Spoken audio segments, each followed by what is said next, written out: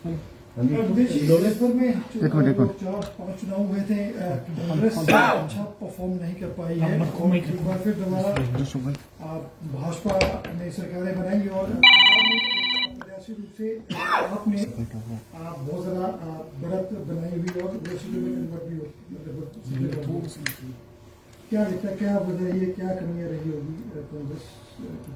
नहीं, देखिए, जनादेश है और उसको सबको स्वीकार करना है।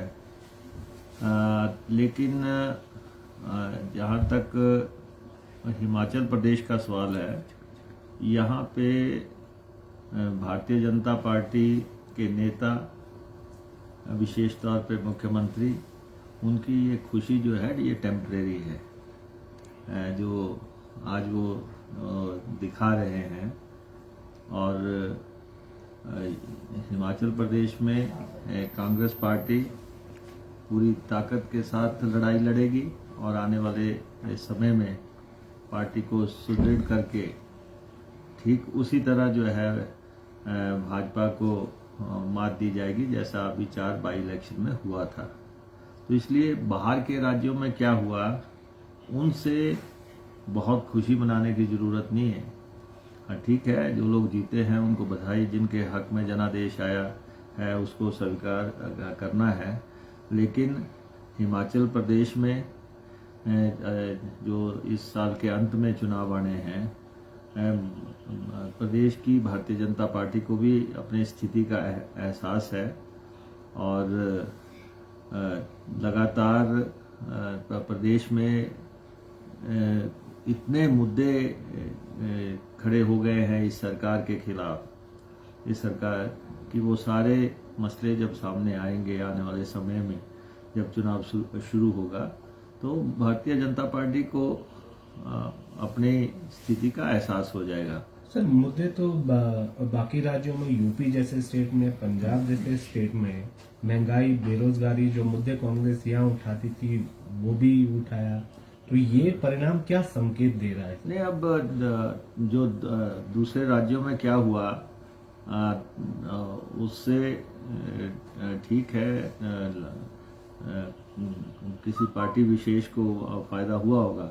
लेकिन जहाँ तक हम तो अपनी स्टेट की बात करते हैं, हम अपनी स्टेट में लड़ाई पूरी ताकत से लड़ेंगे, पूरे संगठित होकर लड़ेंगे और जो आने वाला समय है उसमें पूरी स्ट्रेंथ के साथ अपने काडर को मजबूत करेंगे और एक ज़बरदस्त चुनौती जो है भारतीय जनता पार्टी की सरकार को दी जाएगी। और हमें मालूम है कि आने वाले समय में जो चुनौतियां हैं वो बढ़ेंगी, और लेकिन उनसे कैसे पार पाना है और कैसे कांग्रेस की सरकार स्थापित करनी है हिमाचल प्रदेश में, उस पर हम लगेंगे। सर, पंजाब में जो आम आदमी पार्टी आ गई है, उसका तो सीधा इम्पैक्ट हिमाचल में भी पड़ेगा। नहीं, अब देखते हैं कि ठीक है, हमारे पड़ोस में बहुत बड़े बहुमत से आम आदमी पार्टी का प्रवेश हुआ है, और लेकिन उत्तराखंड में नहीं भी हुआ है। तो हिमाचल प्रदेश में अब तक सीधी लड़ाई जो है भाजपा और कांग्रेस में होती रही है।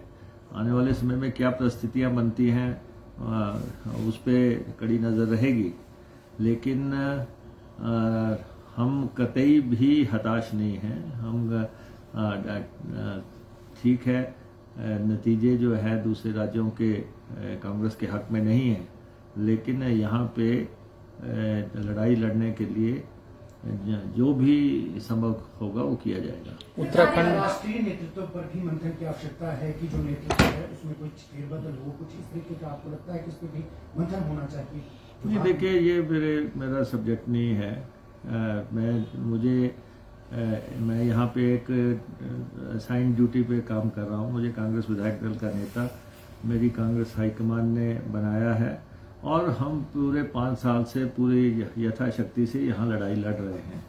और ये प्रदेशवासियों को भी मालूम है कि यहाँ पे लड़ाई लड़ी गई है और प्रदेश सरकार जो है डिफेंसिव रही है।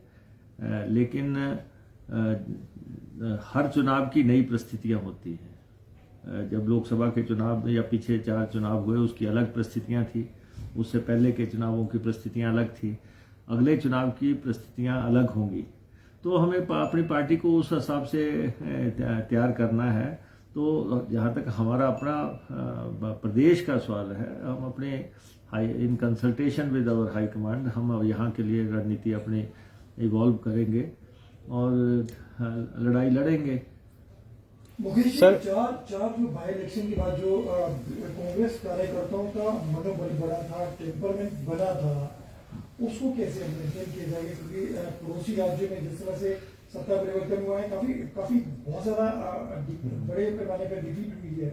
आप पंजाब की बात करें तो पंजाब में सत्ता बनने के बाद भी जिस तरह से मुख्यमंत्री तक हार गए हैं, तो कितना बड़ा चैलेंज होगा इसका ऑर्गेनाइजेशन लेवल पे कार्यकर्ताओं को जोड़ना, रिजुविनेट करना, उनको फिर फ्रंट लाइन में चुनाव के लिए तैयार करना।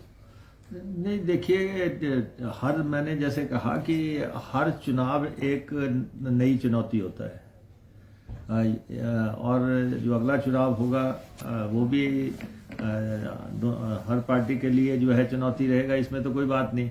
लेकिन हम अपनी रणनीति तैयार करेंगे, हम अपना चिंतन करेंगे, हमें क्या किस ढंग से अपने कार्यकर्ताओं का मनोबल कायम रखना है, कैसे उसको उठाना है, वो सब रणनीति के हिस्से हैं। आने वाले समय में जब इस बारे में चिंतन होगा, मनन होगा कि किस ढंग से हमने आगे बढ़ना है, तो वो पार्टी उसके बारे में फैसला करेगी। लेकिन मैं स्पष्ट तौर पे ये जरूर कहना चाहता हूँ कि दूसरे राज्यों में जो है हार हुई है, तो उससे आप ये कहें कि हमारी जो है लड़ाई लड़ने की एक क्षमता कम हो जाएगी, या हम जो है उस फोर्स से चुनाव को नहीं लड़ेंगे। हम पूरी ताकत से जो यथाशक्ति जिस पेस से हम लड़ते आ रहे हैं, जिस तरह हम लड़ रहे हैं, वो हम कायम रखेंगे। उसमें बाकी जो है हमें मालूम है कि प्रदेश में भाजपा की सरकार है, केंद्र में इनकी सरकार है, पड़ोस में आम आदमी की सरकार बनी है। ये सारे पहलू जो है ध्यान में रखते हुए स्ट्रेटजी बनाई जाएगी। लेकिन आज के दिन में मुझे सिर्फ ये कहना है, ठीक है, जनादेश है, वो स्वीकार्य है। जो अन्य राज्यों में आए हैं, ये तो जनता का फैसला है, उसको स्वीकार करना है। और हमें क्या करना है, ये सिर्फ आप उन राज्यों से जोड़ के मत देखें। हम अपने राज्य में रणनीति बनाएंगे और पूरी ताकत से जो है भाजपा सरकार को यहाँ से उखाड़ फेंकने के लिए जो भी संभव होगा करेंगे। नेशनल हाईवे का भी मुद्दा आपने उठाया था। ये देखिए, नेशनल हाईवे जो है एक बहुत बड़ा धोखा है, एक बहुत बड़ा फ्रेब है।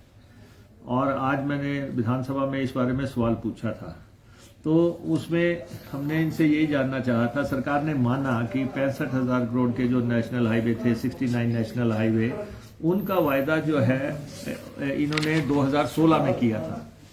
2016 में वायदा किया गया कि हिमाचल प्रदेश में नेशनल हाईवे बनेंगे।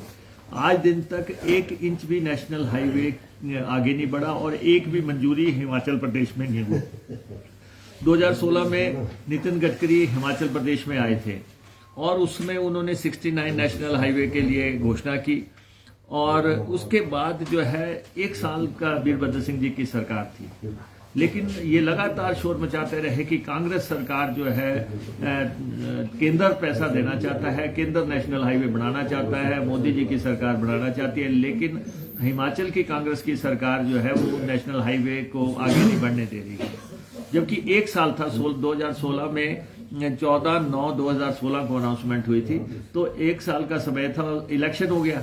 उसके बाद आज 4.25 साल से भी ज्यादा का समय हो गया, एक भी नेशनल हाईवे मंजूर नहीं हुआ, एक भी मंजूर नहीं हुआ। अब इन्होंने जो रिप्लाई दिया है, तो इन्होंने कहा कि ये 63 सड़कों में से 69 सड़कों में से 58 सड़कों का ड्राफ्ट अलाइनमेंट रिपोर्ट जो है हमने कहते बना दिया था 2019 में, अलाइनमेंट रिपोर्ट बना दिया था। और अब ये कह रहे हैं कि केंद्र सरकार जो है यार्ड स्टिक्स जो है, जो पैमाना है नेशनल हाईवेज का, वो तय कर रही है। और हमने इसमें पूछा था कब से कर रही है, तो कह रहे हैं 2019 से, यानी कि अब आप ये सीधा देख लें कि ये जो है इन प्रिंसिपल अप्रूवल हुई 6 साल हो गए और 4 साल हो गए ड्राफ्ट अलाइनमेंट रिपोर्ट भेजे हुए और 3 साल हो गए यार्ड स्टिक्स बनते हुए, लेकिन कोई फैसला हुआ नहीं, कोई नेशनल हाईवे सैंक्शन नहीं हुआ।